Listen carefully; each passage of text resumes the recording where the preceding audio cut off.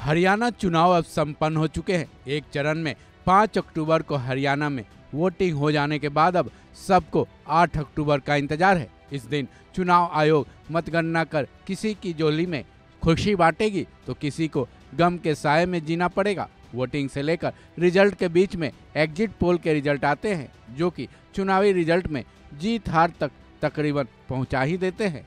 हरियाणा चुनाव को लेकर एग्जिट पोल्स सामने आ चुके हैं, जिनमें से कुछ में कांग्रेस को भारी बहुमत मिलता दिखाई दे रहा है। आज तक और सी वोटर्स के एग्जिट पोल्स की बात करें तो हरियाणा में न केवल कांग्रेस की सरकार शानदार रूप से बनती दिखाई दे रही है, बल्कि बीजेपी की करारी हार होती दिखाई दे रही है। एग्जिट पोल के रिजल्ट के मुताबिक हरियाणा में कांग्रेस को 50 से 58 सीटें मिलने का अनुमान लगाया गया है। वहीं बीजेपी को 20 से 28 और दूसरे दलों को 10 से 14 सीटें मिलने का अनुमान लगाया गया है। वहीं जेजेपी को 0 से 2 सीटें मिलने का अनुमान है। इस एग्जिट पोल के रिजल्ट के बाद सबसे बड़ा सवाल यह है कि आखिर हरियाणा में हैट्रिक मारने वाली बीजेपी को इस तरीके से मात क्यों खानी पड़ी। चलिए उस पर एक अनुमानित चर्चा कर लेते हैं।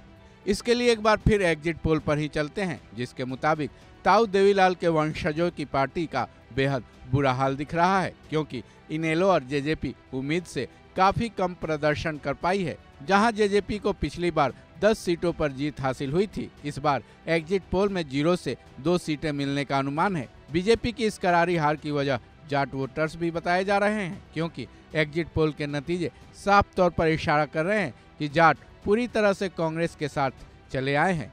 हालांकि इस बात का बीजेपी को पहले भी डर था। जाहिर है हरियाणा की सरकार बनाने में जाट वोटर्स की भूमिका बेहद अहम ही रहती है। माना यह भी जा रहा है कि किसान और पहलवानों के मुद्दे बीजेपी पर बेहद भारी पड़े हैं, क्योंकि हरियाणा और पंजाब के किसान एमएसपी के साथ कई मुद्दों पर विरोध प्रदर्शन करते रहे। साथ ही हरियाणा का पहलवान वर्ग भी केंद्र सरकार से बेहद नाराज दिखे थे। इनमें से कुछ किसान और पहलवान तो चुनावी मैदान में भी उतरे, जिसका सबसे बड़ा उदाहरण विनेश फोगाट हैं, जिन्होंने कांग्रेस पार्टी ज्वाइन किया और उसी की टिकट पर चुनाव भी लड़ी हैं।